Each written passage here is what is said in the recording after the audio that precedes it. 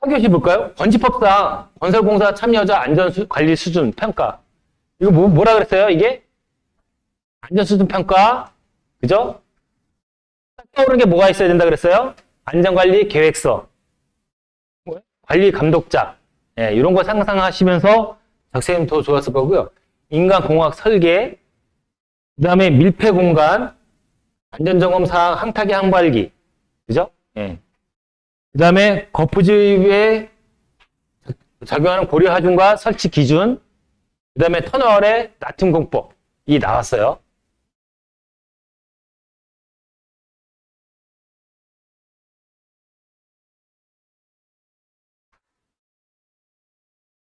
그럼 문제를 하나씩 이제 보자고요. 인간공학적 작업장 개선 방법 중, 그죠? 검토 사항과 효율적 작업 설계하고 동작에 대해서 설명하래요. 근데 이게 우리 그 책에 있던 내용을 한번 보시고 그걸 요약해서 썼으면 내용을 아시는 분들은 충분히 쓸 수 있는 답안이었고요. 그 다음에 터널의 나툼 공법. 이건 우리가 아시죠? 나툼 공법에 대한 적용 한계성, 그에 대한 개선 사항. 그래서 우리가 개선 사항에 많이 쓰는 게 뭐였다? 지보공, 관관, 뭐 아니면 여러분들이 특별하게 해봤던 지보공들이 있었으면 그걸 넣어주시면 더 좋을 것 같고, 그죠? 대표적인 건 관관이었다. 그 다음에 건설기술진흥법상 건설공사 참여자 안전관리 수준 평가와 절차에 대해서 쓰래요. 그래서 CSI에 우리가 안전수준 평가에 대해서 우리가 그 사이트에 들어가셔가지고, 예. 거기에 위해위험 방지 계획서, 안전관리 계획서, 안전수준 평가, 이런 것들을 관리를 하고 있으니 거기에 대해서 한번 좀 사이트에 들어가서 봐주십사 한번 말씀을 드렸었습니다. 그리고 건설 현장 밀폐공간 작업 시 주요 유해 위험 요인과 산소 유해 가스 관리 기준 나오죠. 이거는 밀폐공간이 영원한 안전하고 있잖아요. 떨어질래 떨어질 수 없는 진짜 밀착되어 있는 문제다. 그래서 이 밀폐 공간을 우리가 문제를 확실하게 잡고 가지 않는 한 답안 쓰기가 굉장히 어려운 답안들이죠. 그래서 밀폐 공간의 작업 프로그램 수립. 우리 현장에 밀폐 공간을 안전에 대한 작업 계획을 어떻게 수립을 했는지 그걸 써주는 게 더 좋다 그랬어요. 저 같은 경우에는 이제 그때 저쪽 서해안에서 작업하고 있을 때니까 그때 밀폐 공간 작업 수립 계획을 세운 걸로 가지고 이 답안을 많이 작성을 했었습니다. 그리고 차량계 건설기계 중 항타기 항발기 나왔어요. 뭘 쓰라 그랬어요? 작업 계획서. 그 다음에 항타기 항발기 조립체 이동 시 작업 시 점검 확인 사항, 이동 정차 수송, 그죠? 어떻게 해야 되는지. 그리고 철근 콘크리트 공사에서 거푸집 동발이 설계 시 고려 하중과 설치 기준. 되게 많이 나오네요. 그죠? 예. 앞에서 합벽일 때도 이거랑 뭐가 틀리나요? 그래서 제가 여기 처음 하시는 분들한테 그랬어요. 서술형에 4가지 쓸 것만 딱 준비해 가라. 예. 4가지 쓸 거에 준비했는데 내가 4가지를 뭘로 할 건지는 정해라. 그죠? 정하는데 한번 보세요. 각 교시별로 문제가 대동소이한가요? 아니면 생뚱맞은 문제들이 나오는가요? 제가 봐서는 2교시, 3교시, 4교시, 그죠? 거의 비슷한 문제들이 계속 꼬리를 물고 나와요. 결코 생뚱맞은 문제가 나오는 게 아니에요.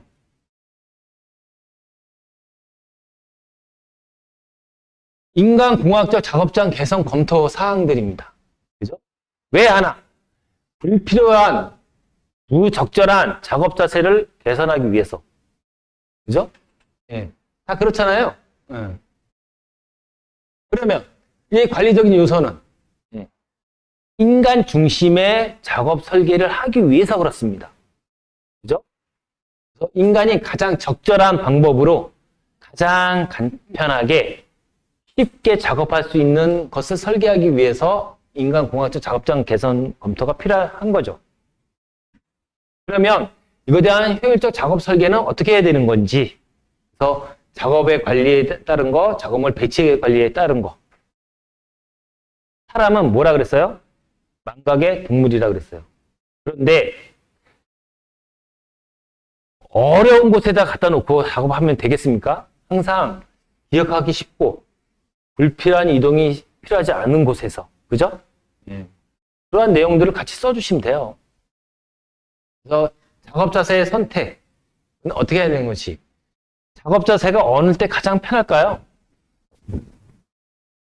우리 보통 제조업에서 가면 무슨 자세를 할까요? 서서 많이 해요. 그죠? 입식 자세가 가장 유리한 경우가 있고, 앉아서 하는 작업이 유리한 경우가 있어요.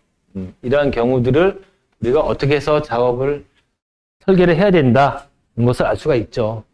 그래서 동작 범위 설계, 중량물에 대한 운반에 관련돼 가지고 설명을 해주시면 되겠죠. 그래서 인간공학에 관련돼 가지고 이거에 대한 우리가 중량물에 대해서 개선 사항들, 현장에 가시면 혹시 이런 거 보신 적이 있으실 거예요. 그죠? 사람이 손쉽게 이렇게 끌고 갈 수 있게끔. 다 인간공학적 개선 설계 방법이죠. 근데 혹시 우리 임시 소화기 시설이라고 아시죠? 예. 그것도 이렇게 끌고 다니는 거 아시죠? 거기다가 다 이렇게 세트를 해놔가지고 그 작업하는 곳에다 끌어다가 그걸 갖다 놓고 만약에 위험상에서 그걸 갖다가 꺼내서 쓰시면 되죠. 이런 식으로 해가지고 여기다가 임시 소방시설 해가지고 간판 하나 붙여놓고 그러한 내용들을 같이 보시면 좋다. 이것 나오고요. 그 다음에 나툼 설계입니다. 그죠? 나툼 설계에 대해서 어떻게 적용이 되는 건지 한번 좀 봐주시면, 예, 적용성, 안전성, 경제성. 그래서 나툼 설계의 특징. 그 다음에 나툼 굴착 방법의 선정 시 고려사항. 이게 공통 대제목이라 그랬어요. 그죠? 예. 우리가 뭐뭐에 대한 고려사항. 나오죠? 지시 구한. 그 다음에 이 안반 반응 곡선. 나툼하면 우리가 안반 반응 곡선은 기계적으로 나와야죠. 그래가지고 우리가 적정 지보공을 언제쯤 우리가 설치하면 좋은 건지 이 안반 반응 곡선 보고 판단을 한다고 했습니다. 그 다음에 이게 이상 발견 시 조치 사항. 터널이 할 때 가장 위험한 게 뭔가요? 붕락이라고 합니다. 지금 무너지는 거예요. 그죠? 예. 우리가 지상에서는 붕괴라 그러지만 터널에서 왜 붕락이라고 할까요? 머리 위에서 떨어지기 때문에 그래요. 그죠? 예. 그래서 붕락입니다.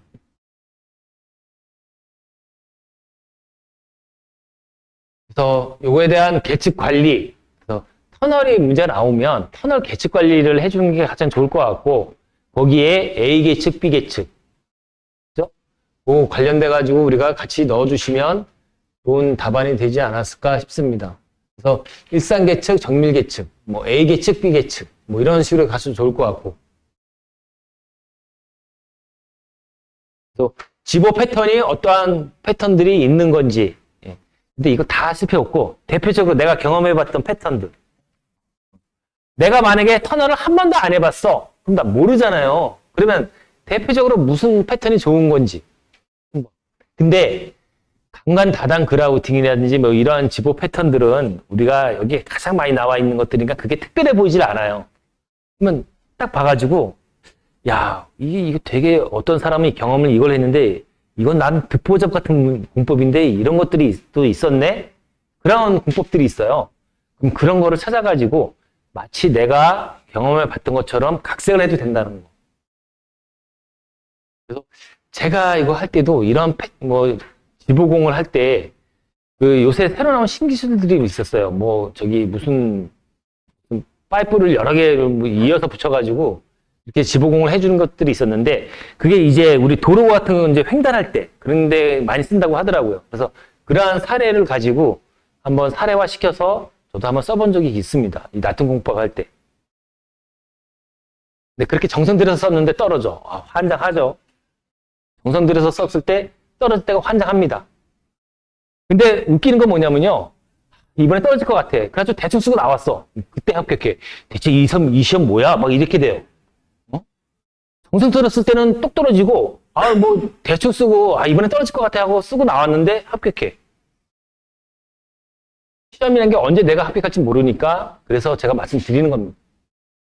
그래서 이러한 것에 대한 그 내용들을 같이 봐주시면 됐고요. 여기 보세요. 마지막에 쓴 게 개선 사례라고, 그죠? 네. 개선 사례라고 이렇게 결론을 지었어요. 서술형에서 개선 사례로 해가지고 결론을 지어도 돼요. 그래서 건설기술진흥법상 참여자의 안전관리 수준평가에 대한 그 평가 기준하고 절차라고 돼 있어요. 그래서 우리가 건설기술진흥법상 시행령에 수준평가 기준이 이렇게 법규상에 나와 있어요. 법규상에 이러한 기준으로 해서 우리가 평가를 한다 하고 딱 나와 있습니다. 여기 보시면 어떻게 돼 있나요? 발주처 하고 인허가 기준, 이런 사람들도 평가를 하네요. 그래서 이 수준 평가에 들어가서 마지막 연말에 이 안보 같은 걸 들여다보면요, 발주청, 인허가청 이런 데에 안전 수준 평가 해놓은 그 순위표가 있어요. 그래서 올해 1등은 뭐 저기 뭐 어디 공사다 이런 식으로 나오는 데가 있고, 두 번째 뭐예요? 건설기술용역사업자 아니죠. 건설 사업자 및 주택건설 등록업자 시공사 이거에 대한 평가 기준이 이렇게 가나다라 돼 있다 보시면 됩니다. 어렵지 않죠? 이게 평가 기준이에요. 자, 평가 기준이고 요거에 대해서 절차 어떻게 할 건지 각 절차별로 이렇게 나와가지고 업무를 이렇게 진행한다라고 돼 있습니다. 그럼 여기까지 써놓고요. 자, 나머지는 어떻게 쓸 건가? 우리가 첫 페이지에는 이건 물어본 거잖아요. 물어본 걸 그러면 4번, 5번이라고 썼다고 쳐. 나머지 이제 앞에 뒤에는 어떻게 쓸 건가? 이걸 한번 생각해 봐야 돼요. 자, 우리가 이 참여자의 안전 수준 평가, 앞에 들어가면 뭐가 좋은가요? 이거에 대한 도입 목적, 도입 배경, 실시하는 이유, 그죠? 이런 거 들어가면 좋겠죠. 마지막에 국내 건설안전 안전관리 수준평가에 대한 개선 방향, 이거에 대한 수준평가 사례, 그죠? 향후 발전 방향, 이런 거 하고 결론을 내주시면 좋겠죠. 이걸 하는 이유, 목적, 이게 첫 번째 나오고 맨 뒤에, 그죠? 이거에 대한 평가에 대한 사례, 개선 방향, 그죠? 그렇게 문제가 어렵지 않아요. 그래서 서브 노트에는 항상 뭐라 그랬어요? 우리가 필요한 것들만 써놓고 앞에 뒤에 살 붙이는 건 우리가 한번 준비를 갖고 가야 된다. 뭘 준비를 할지. 이 문제 유형만 알면, 그죠? 문제 유형만 알면 앞에 뒤에 살 붙이는 거는 쉽다. 근데 그거를 너무 어렵게 생각하시니까 답안을 쓰는데 어려움을 겪으시는 겁니다. 그 다음에 이제 건설공간, 밀폐공간. 이거 밀폐공간은 우리가 잘 아시는 거죠. 모르시는 분은 없으실 거예요. 밀폐공간이라고 해서. 그럼 밀폐공간이면 가장 우리가 많이 아셔야 될 게 뭐예요? 밀폐공간이면 우리가 아셔야 될 게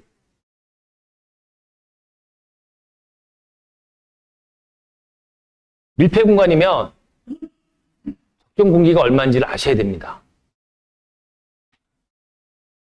여기 문제 이런 것도 나왔어요. 이 적정 공기가 미달시 단계별로 사람이 어떻게 변해가는지 이것도 물어본 적도 있어요. 그죠? 이 적정 공기가 뭔지 제가 이거 왜 말씀드리냐면 이게 면접을 할 때도 물어봐요. 밀폐 공간의 적정 공기가 어떻게 되는지. 근데 이거 우리가 안전 공부하시는 분들 치고 이거 모르시는 분은 없어요. 이거 달달달 외워가지고 막 말씀을 하세요. 밀폐 공간의 산소 공간의 시설 다 말을 해. 그러면 솔직히 말해서 질문하시는 분들이 그걸 물어보려고 질문하신 게 아니에요. 그러면이 또 나와요. 뒤에 가서 그러면 무슨 가스는 공기보다 무겁습니까? 가볍습니까? 이렇게 물어봐요.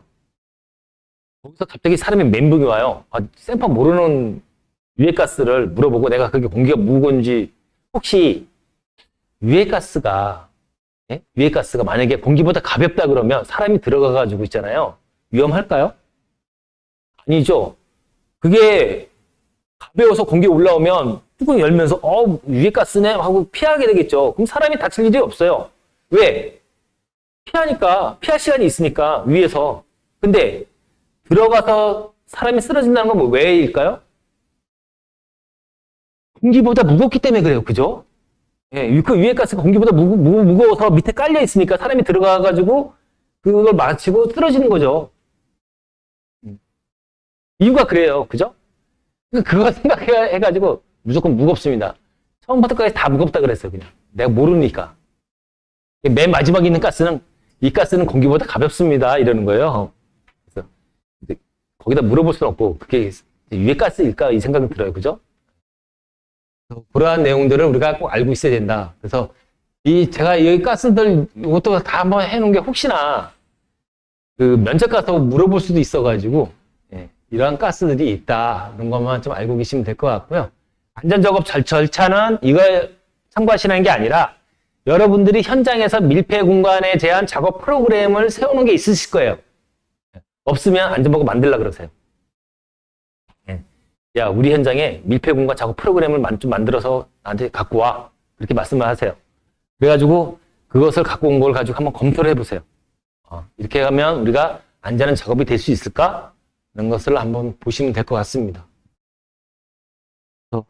요거에 대한 그 프로그램 운영 흐름도, 이걸 참고하시는 게 아니라 여러분 현장에 아마 이게 밀폐 공간 프로그램에 대한 플로우 차트가 있을 거예요. 그래서 그러한 것들을 같이 참조해 주시면 좋을 것 같다. 이거 말씀드렸습니다. 항타기, 항발기, 이거 분명히 시험 문제 나온다 그랬어요. 그래가지고 제가 산업안전보건 우리 규칙에 보면 저 만화책을 한번 보시라 그랬어요. 여러분들이 그 학원에 좀 일찍 오시든가 아니면 점심시간에 좀 쉬시고 좀 시험 문제를 보실 때, 그죠? 저것을 한번 보시고 꼭 참조하라고 말씀드렸습니다. 왜? 항타기가 넘어졌어요. 넘어져가지고 시민을 쳤어. 그분이 돌아가셨어. 그럼 문제 안 나올 것 같으세요? 당연히 나오죠. 항타기 항발기가 요새 잘 넘어간다 그랬어요. 그 무거운 장비가 왜 넘어갈까 이러시죠. 그 무거운 장비가 리더기를 딱 달았을 때는 그 높이가 상당히 높습니다. 50m 넘어가요. 그죠? 리더기가 딱 세우는 순간 짧게는 뭐 한 35m, 40m 정도 될 거고 기본적으로 50m 이상 넘어가요. 그럼 걔가 조금만 이거 휘청되는 순간에 있잖아요. 걔는 중심을 잃고 넘어가기 시작해요. 그래서 항상 그 조심을 하셔야 되고, 그렇기 때문에 항타기 항발기의 이동 시, 정차 시, 수송 시 안전관리를 어떻게 해야 되는지 이렇게 물어봤어요. 보시면 그렇잖아요. 거기 작업 시 점검 사항, 항타기 항발기가 작업할 때 점검 사항을 어떻게 해야 되는지 이것을 물어봤어요. 이게 어디에 있느냐? 산업안전보건규칙에 보면 다 나와 있어요. 여기 지금 법조사항이죠. 207조에 관련되어 있는 내용들 보시고, 그 다음에 여기 각 체크리스트에 관련돼서 우리가 봐주시면 항타기 항발기 쉽게 쓸 수 있었죠. 근데 우리가 이걸 모르더라도 혹시 현장에 항타기 항발기 한 번도 안 써보셨어요? 써보셨을 거 아니에요. 그죠? 써보셨으면 뭘 보시면 되느냐? 그 사람들이 갖고 온 시공 계획서를 보시면 돼요. 그래서 우리가 각 이동할 때 어떻게 안전관리하고 우리가 작업할 때 어떻게 안전관리한다. 그리고 해체 조립할 때 어떻게 해서 우리가 해체 조립해서 작업을 하겠다. 다 나와 있어요. 그걸 보셨으면 충분히 답안 쓰고 좋은데 더 좋은 답안이 그건 뭐다? 그러한 작업 계획서를 가지고 답안을 작성하는 게 더 좋은 답안이다. 덕비에 있는 거 아무리 갖다가 집어넣고 뭐하고 해봐야 점수 잘 나오질 않아요. 그 다음에 철근 콘크리트 공사에서 거푸집 등발이 설계 시 고려하 중 설치 기준이라고 돼 있어요. 이거는 우리가 많이 해봤죠. 그죠? 많이 해봤습니다. 그래서 우리가 설계 시 고려하 중이 뭐가 있다? 연직하 중, 수평하 중, 그 다음에 작업하 중. 근데 솔직히 말해서 이 연직하 중에 작업하 중은 이 연직하 중에 다 들어가는 거죠. 그래서 우리가 연직하 중, 수평하 중, 츠가 거기에 특수하중이 있어요. 특수하중에 관련돼 가지고 내용들은 한번 좀 봐주시고요. 그 다음에 요새 안전에 가장 많이 또 작용 키포인트가 뭐가 있다? 풍화중이 있습니다. 풍화중에 대해서 우리가 좀 알고 계셔야 된다. 이것을 알고 계시면 될 것 같고요. 이거에 대한 검토 순서는 이렇게 된다. 검사 플로우 차트겠죠?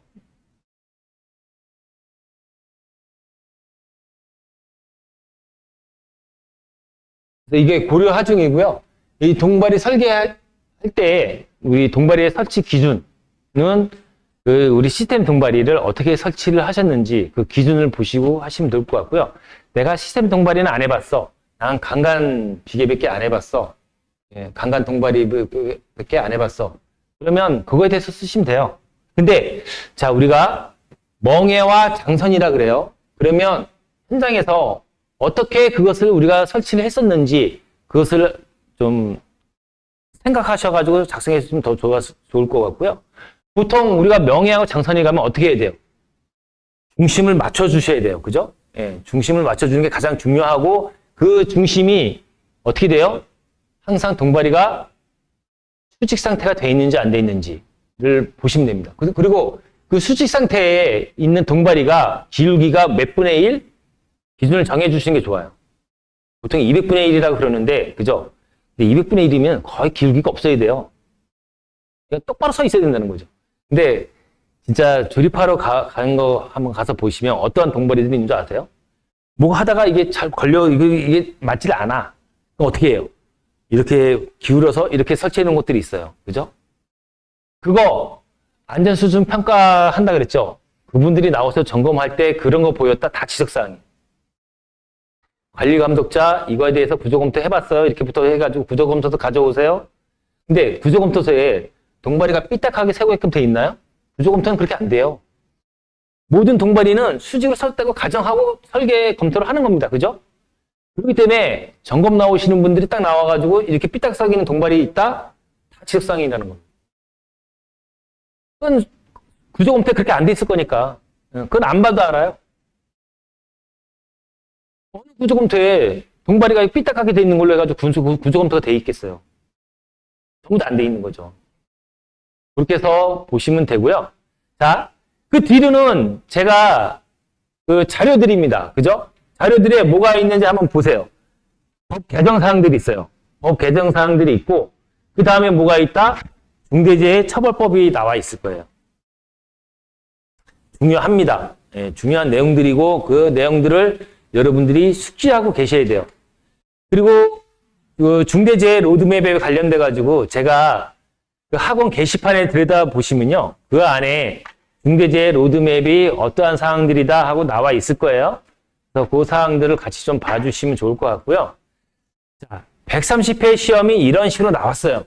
그러면 현재 우리가 129회, 130회 문제를 이렇게 보세요. 보시고 그러면 131회가 예상인제 돼요. 자, 8월달 시험이고, 그죠?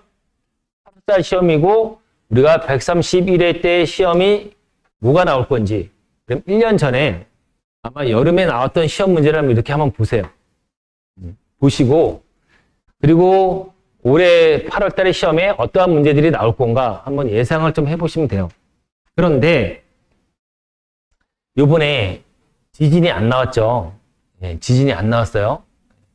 근데 지진이 안 나왔다고 여러분들이 그 지진에 준비한 거를 못 썼느냐? 아니죠. 쓸 수 있죠. 어디다 쓸 수 있었을까요? 이번에 시험 문제에 딱 나온 것들을 한번 이렇게 보시면, 네? 우리가 진동, 진동에 관련돼 가지고 소음 진동 이게 막 나왔을 거 아니에요, 그죠? 그런데다 언급해 주셔도 됐을 것 같고요. 아니면 우리가 이런 가설 구조물에 대한 구조 검토 이런 거에 검토할 때 지진에 대해서 우리가 언급을 해 주셔도 좋은 답안이 된다. 그래서 그 터키에서 이제 지진이 일어났고 요 근래에 우리 강원도 쪽이나 또 우리 동해안 쪽에서도 지진이 일어나고, 그죠? 지진이 소리가 나옵니다. 그래서 언제 지진은 또 문제가 나올지 몰라요. 그래서 지진에 대해서 여러분들이 꼭 준비 좀 해주십사 부탁을 드리고, 그리고 다음 주부터 이제 정식 이제 강의가 들어갈 겁니다. 들어가면 이 정규 강의를 하고요. 오후에 이제 기출반에서 그동안에 우리가 이제 문제를 다뤘던 것들, 그 관련된 문제들, 이런 것들로 위주로 이제 좀 시험을 볼 겁니다. 자신 없으신 분들은 그냥 오픈북으로 하시고요. 자신 있으신 분들은 안 보고 쓰시고, 아니면 제가 미리 그 게시판에다가 문제하고 문제는 미리 올려드릴게요. 올려드리는데 자료는 여러분들이 한번 찾아보세요. 그 문제를 어떻게 쓸 건지 한번 생각해 보시고, 제가 전에는 하도 여러분들이 못 쓰셔가지고 제가 직접 답안지를 만들어가지고 거기다가 썼어요. 근데 제가 항상 말씀드리는 게 뭐냐면, 제가 쓰는 답안지는 가장 기본적인 거예요. 거기에다가 여러분들이 살을 붙이고 업데이트를 해주셔야 돼요.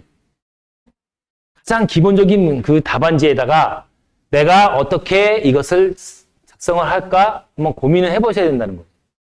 그래서 이번에는 한번 고민 중이에요. 그냥 이렇게 이런 식으로 해가지고 그냥 여러분들의 설명을 할까, 아니면 저분이랑 똑같이 답안지를 작성하면서 쓰는 게 나을까 고민을 좀 해보고 있습니다. 여러분들이 좀 발전하는 방향으로 가시는 게 좋기 때문에 그 발전하는 방향으로 나가는 수 있는 방향을 찾아서 한번 해볼 테니까 그렇게 알고 계시고요.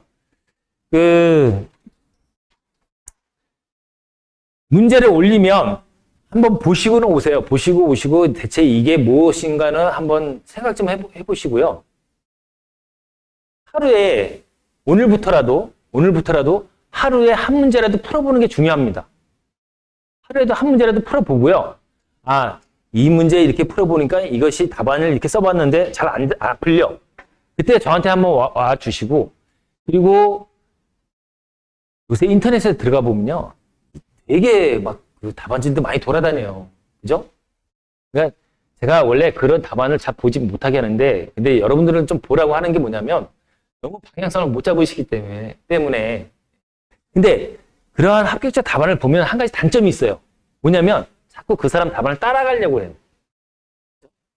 제가 서두에도 말씀드렸다시피 합격자 답안은 그때 그 사람이 합격할 때 그 답안이 특별해 보여요. 근데 그것이 한번 뿌려지고 나면, 그죠? 많은 사람들이 따라해요. 그러면 그때부터 어떻게 된다? 그게 특별한 답안이 아니고 평범한 답안이 돼버려요. 특별한 답안을 여러분들이 이제 만드셔야 돼. 그 만드는 방법이 가장 중요한 게 뭐다? 서브노트를 만들면서 나만의 경험을, 나만의 답안을 계속 업데이트해서 나가셔야 되는 거예요. 그래서 가장 좋은 방법이 뭐였다? 서브노트를 만드시는데 나만의 경험을 꼭 넣어주시라. 이게 부탁을 드리는 겁니다. 책 있는 거 그대로 쓰시면, 제가 그랬잖아요. 59점에 떨어진다고. 책에 있는 거 아무리 잘 써봐야, 외우고 잘 써봐야, 기가 막히게 써봐야 의미가 없습니다. 합격을 안 해요. 합격할 수 있는 건 내 경험이 들어가줘야 됩니다. 그것이 가장 좋은 방법이다 말씀을 드리고, 다음 주에 정규 강의 시간에 다시 뵙도록 하겠습니다. 예. 우리가 이제 보통 시간이 정해져 있고, 네. 문제도 마찬가지고. 네네. 그다음에 이제 우리가 예전에는 못 썼지만, 예. 요즘은 이제 컴퓨터로 많이 하다 보니까, 네. 이게 뜨는 이게 글씨체도 그렇고 느리죠. 네. 그러다 보면 이제 이 네. 어느 정도까지 써야 글씨체가. 글씨는 다른 사람이 알아볼 수 있을 정도만 있으면 됩니다. 너무 못 알아보도록 쓰시면 안 되고요. 최소한 다른 사람이 읽어봐가지고요. 이게 가다, 나다, 이제 구별은 갈 수 있어야 되죠. 글씨를 잘 쓰고 안 쓰고는 상관이 없어요. 그렇게 되면 악필은 합격 못하게. 그러니까 네. 우리가 이제 보통